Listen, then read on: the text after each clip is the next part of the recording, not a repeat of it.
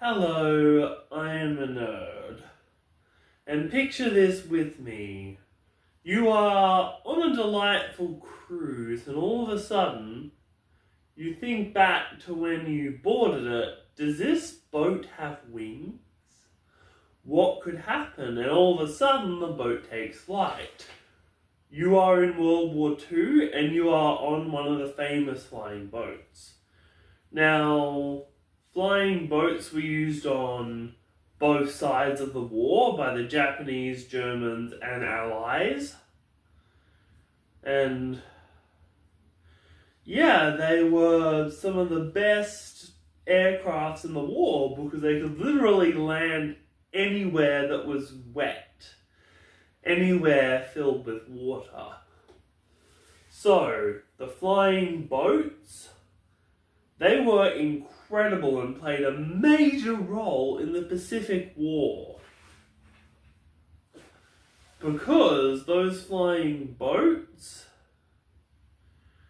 they saved so many lives. They were everything from spy planes to logistical supply carriers. They were designed to down Japanese submarines.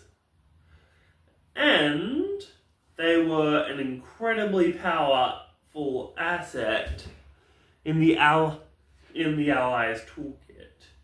You see, the Pacific War, in the ocean outside of WA, where I'm from, I actually live really close to the biggest ever, to the second biggest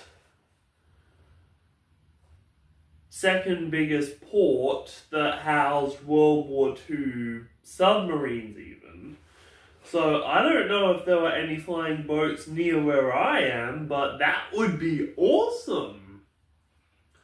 So, if you had a flying boat,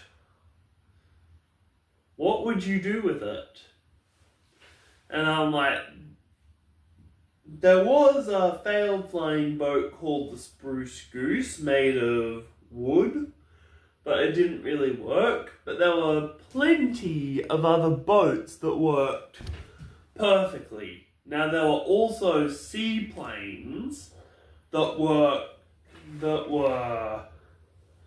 you can imagine a seaplane, like they landed in rivers and stuff. But flying boats were a whole different thing. They were boat-plane combination